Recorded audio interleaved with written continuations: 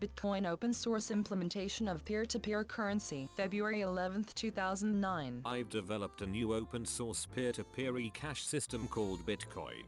It's completely decentralized, with no central server or trusted parties, because everything is based on crypto proof instead of trust. The root problem with conventional currency is all the trust that's required to make it work.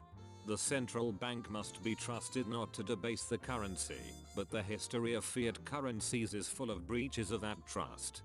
Banks must be trusted to hold our money and transfer it electronically, but they lend it out in waves of credit bubbles with barely a fraction in reserve. We have to trust them with our privacy, trust them not to let identity thieves drain our accounts. Their massive overhead costs make micropayments impossible. A generation ago, multi-user time-sharing computer systems had a similar problem. Before strong encryption, users had to rely on password protection to secure their files, placing trust in the system administrator to keep their information private.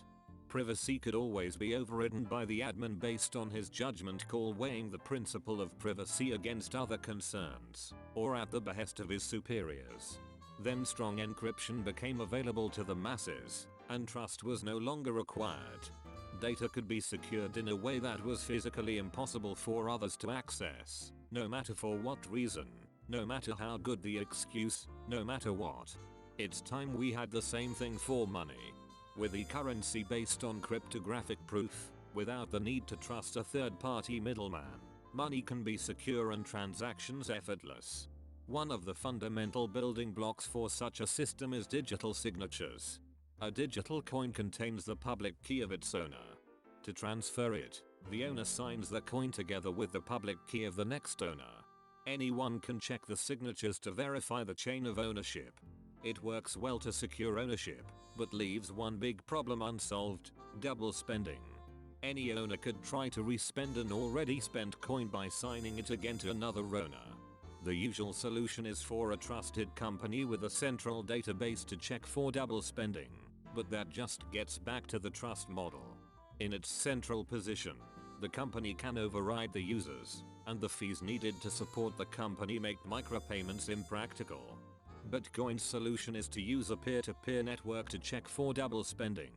In a nutshell, the network works like a distributed timestamp server, stamping the first transaction to spend a coin. It takes advantage of the nature of information being easy to spread but hard to stifle. The result is a distributed system with no single point of failure. Users hold the crypto keys to their own money and transact directly with each other, with the help of the peer-to-peer network to check for double spending.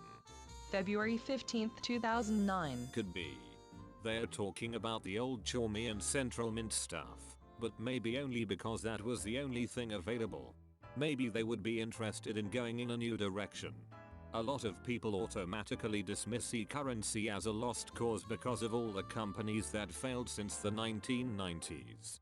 I hope it's obvious it was only the centrally controlled nature of those systems that doomed them. I think this is the first time we're trying a decentralized, non-trust based system. February 18, 2009. It is a global distributed database, with additions to the database by consent of the majority, based on a set of rules they follow.